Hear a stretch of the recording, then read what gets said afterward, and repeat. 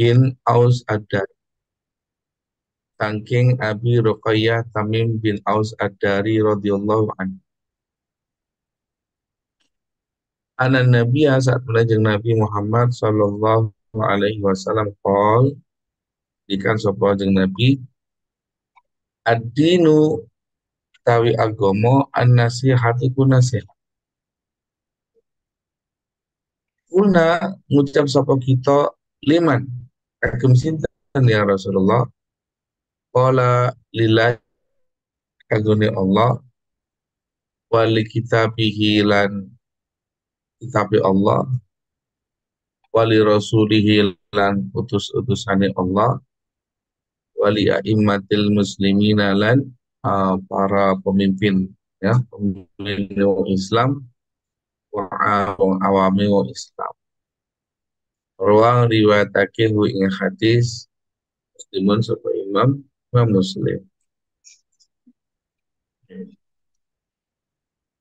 Jadi yang pertama berkenaan dengan hadis yang diriwayatkan daripada Tamim bin Aus Ad-Dari, dikatakan bahwa Tamim Ad-Dari ini dia meriwayatkan hadis hanya satu ini saja. Hanya satu ini saja. Laisa li Tamim Ad-Dari radhiyallahu anhu ghairu hadzal hadis. Jadi Tamim Ad-Dari itu dia hanya meriwayatkan satu hadis ini saja. Ya, ad-dinu utai agama an-nasihatun nasiha. Nasiha.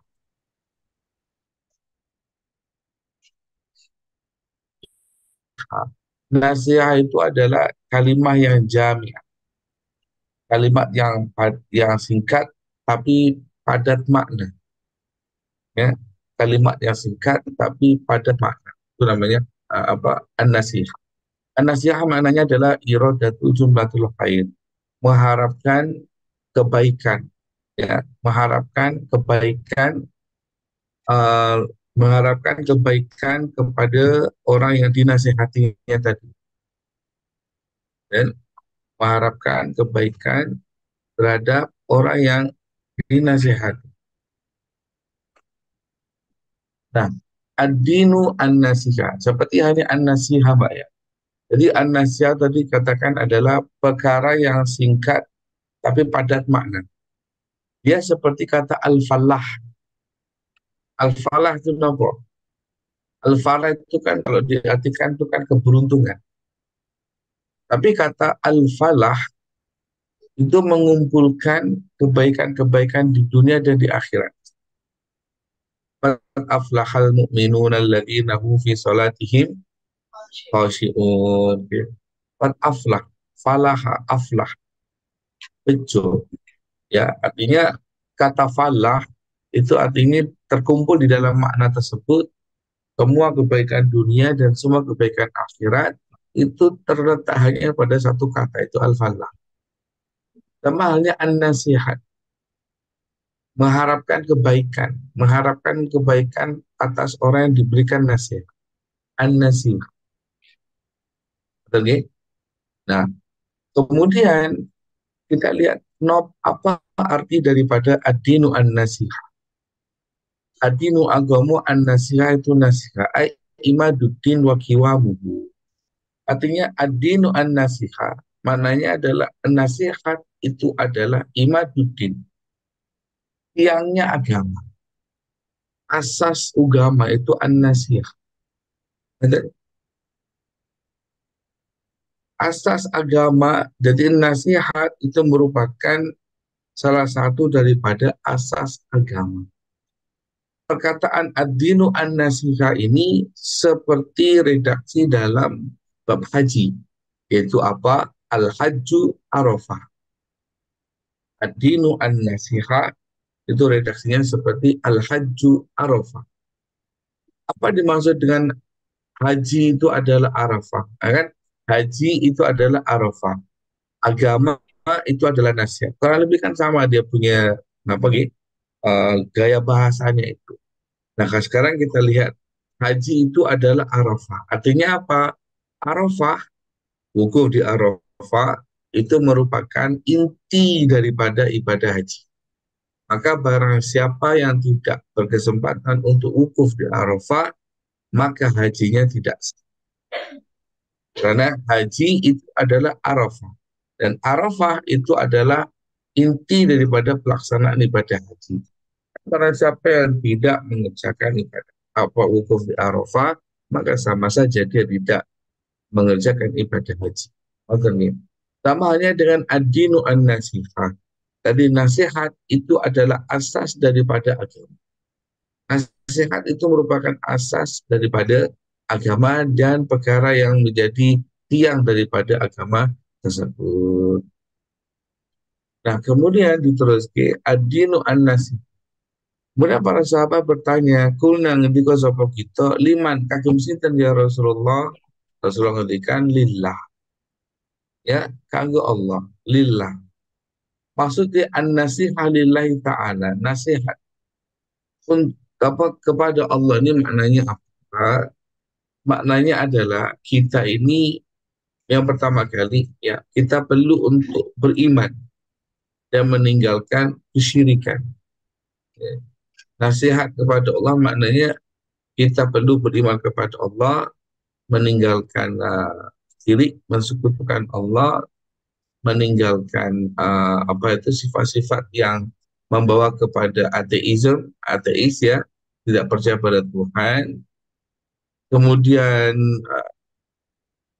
mensifati Allah dengan sifat-sifat yang sempurna, mensucikan Allah daripada segala kekurangan, menjalankan apa yang Allah perintahkan, menjauhi apa yang Allah larang, ya, menjauhi apa yang Allah larang, mengakui i'tiraf bi ni'matihi wa syukru alaihi.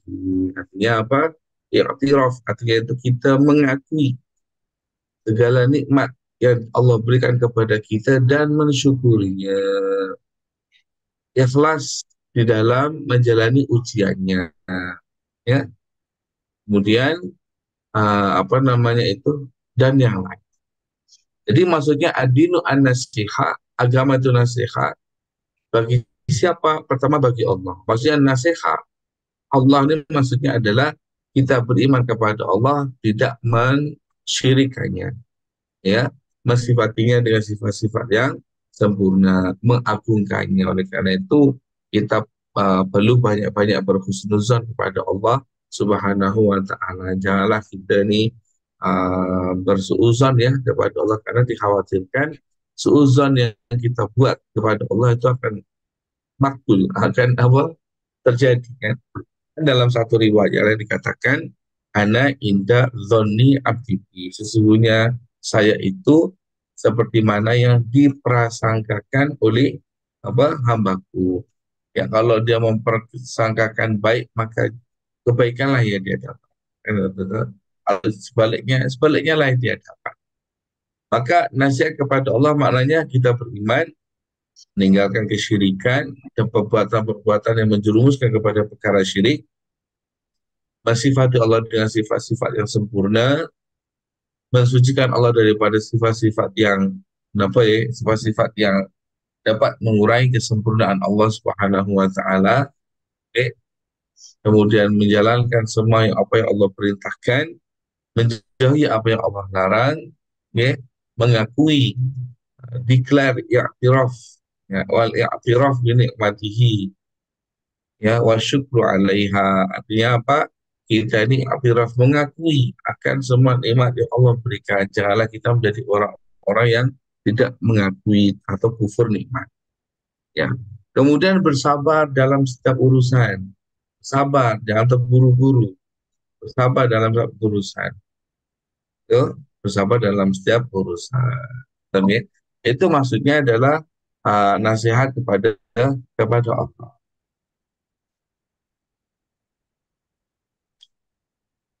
Kemudian wali kitab, nasihat kepada kitab Allah maksudnya apa?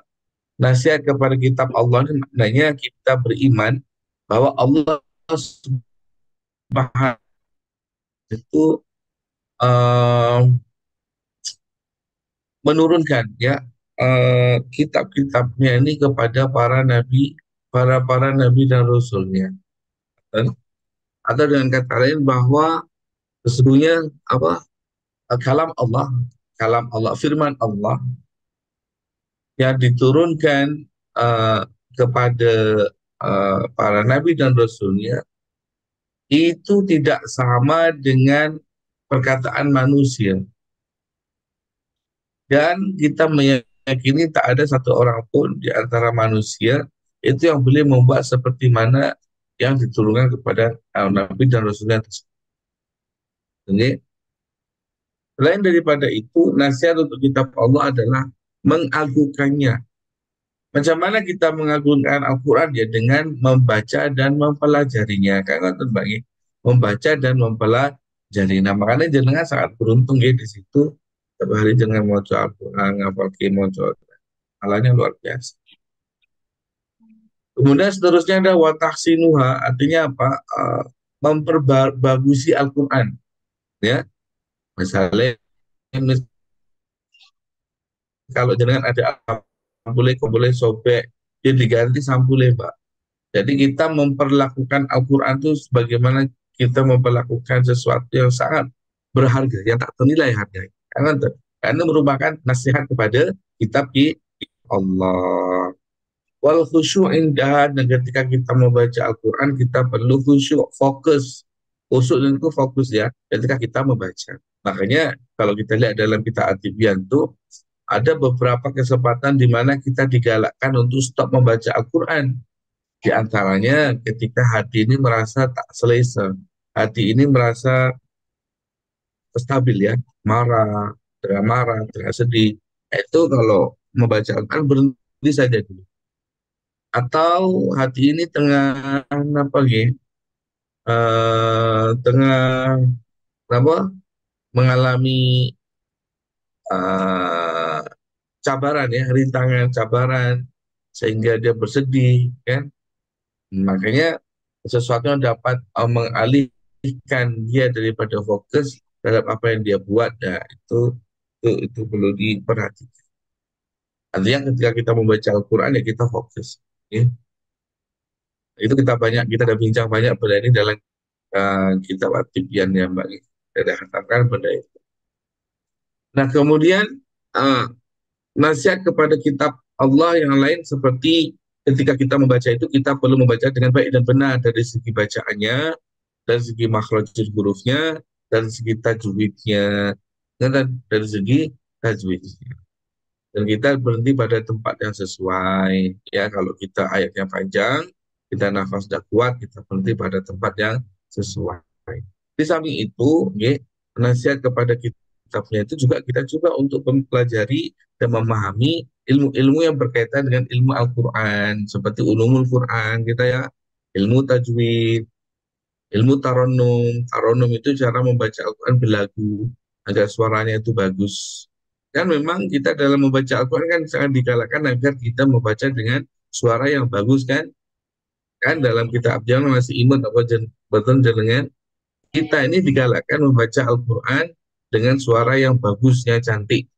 Maka jenengan itu kalau misalnya ada kawannya yang dapat membaca dengan bacaan yang berlagu, bacaan yang taronum, yang bagus, ya jenengan minta ajar, minta tunjuk.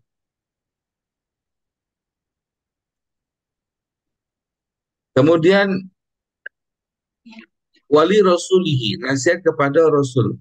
Ya, wali rasulnya kepada Rasulnya, Rasulullah Shallallahu Alaihi Wasallam. Artinya nasihat kepada Rasulnya maknanya adalah kita ini membenarkan segala sesuatu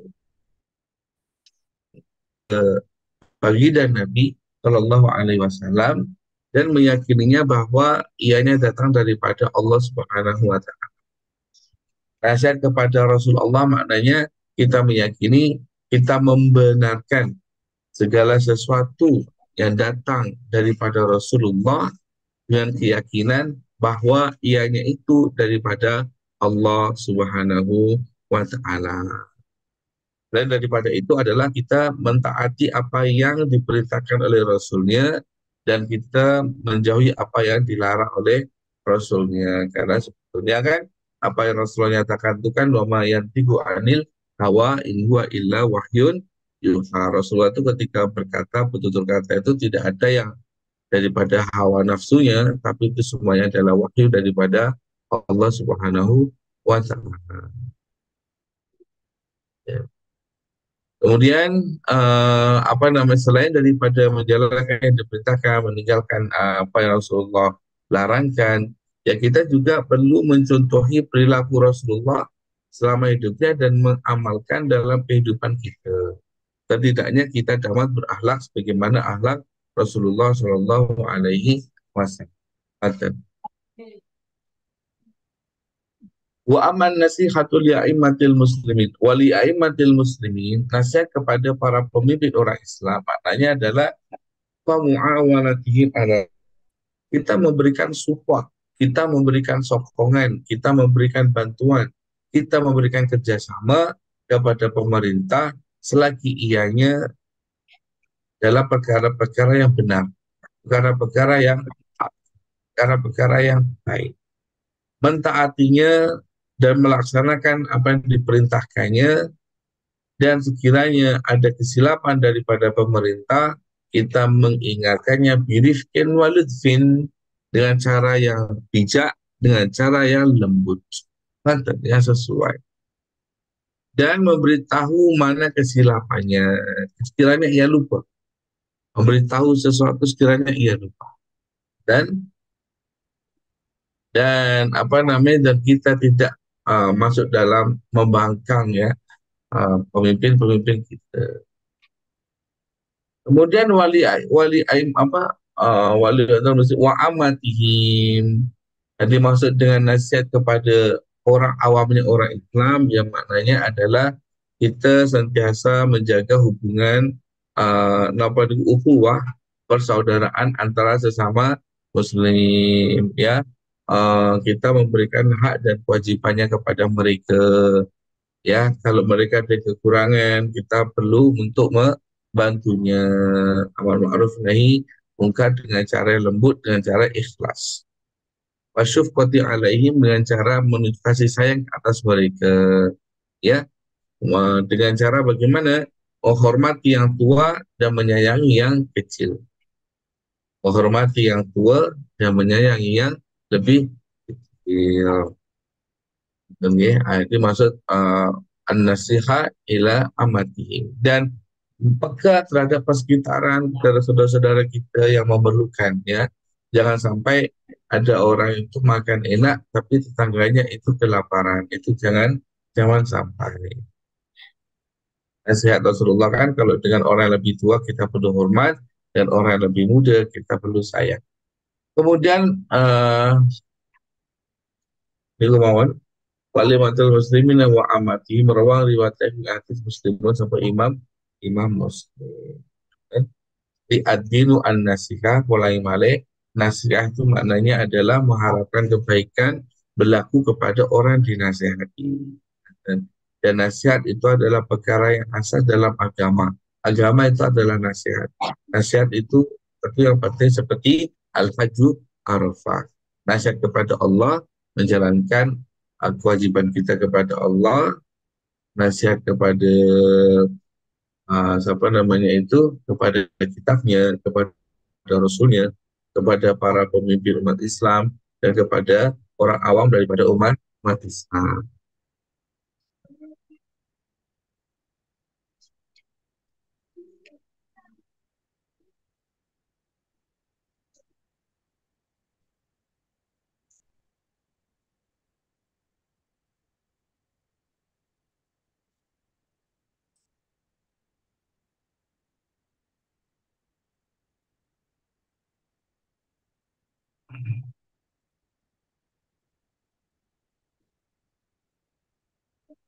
Al-hadisu as-saminu Ali bin Umar radhiyallahu anhu ta'ala anhuma anna Rasulullah sallallahu alaihi wasallam ala alihi wasallam. Ali bin Umar, saking Ibnu Umar radhiyallahu anhu ta'ala, radhiyallahu ta'ala anhuma, radhiyallahu muga-muga ridani Allah subhanahu ta'ala anhuma, saking Ibnu Umar dan Sayyidina Umar. Anna Rasulullah sallallahu alaihi wasallam, saat Nabi Muhammad sallallahu alaihi wasallam Ola ngendika sapa jeung Nabi. Umir tu aku diperintah, okay? An uqatilan nas, apa merangi menungso, hatta yasyhadu sehingga nyekseni sapa annas alla ilaha ra'ana pohina kahat sembah itu maujud illallah kecuali Gusti Allah, wa anna Muhammad dan saat Nabi Muhammad Rasulullah itu utusannya Allah, wa yuqimulan napa jumenengake as-salat as-salat,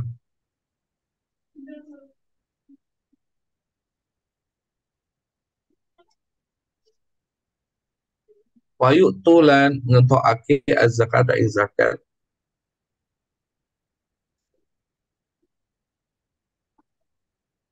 fa idza fa'adu fa idza fa'ulu nalikane padha nglakoni sapa annas menungso dalika mengkono napa wau ekseni Nabi Muhammad la ilaha illallah Rasulullah, okay? Asomu maka ngerekso mini sange ingsun di ma'ahum ing ketihe annas wa amwalahum lan napa hartane annas illa bihaqil Islam kecuali kelawan napa dengan perkara kang hak, lawa hisabuhum lan utawi hisabe annas Allah yang atase Allah Ta'ala, wahul Bukhari wa Muslim.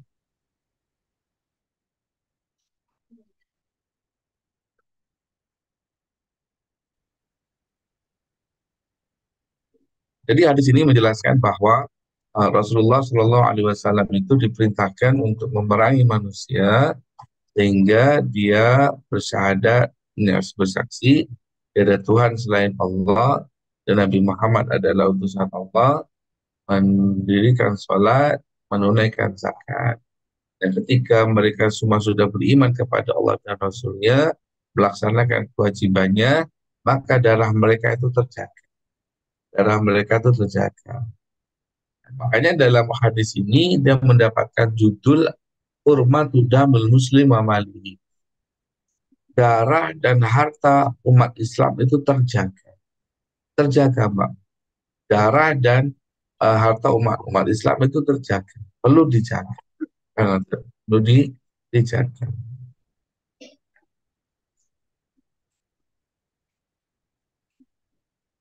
Ketika Rasulullah Shallallahu Alaihi Wasallam wafat, kemudian Abu Bakar As-Siddiq menggantikannya sebagai khalifah yang pertama. Abu Bakar dilantik menjadi presiden yang pertama, menggantikan Rasulullah. Nah, kita tahu bahwa ketika Rasulullah meninggal, itu kan banyak orang yang sudah murtad. Wa kafaru man kafar minal Arab. Yang murtad ada, yang mengaku nabi palsu pun juga ada, ya. Yang enggan mengeluarkan zakat pun juga ada. Yang enggan mengeluarkan zakat pun juga ada. Artinya ada di antara mereka satu grup itu membuat satu kumpulan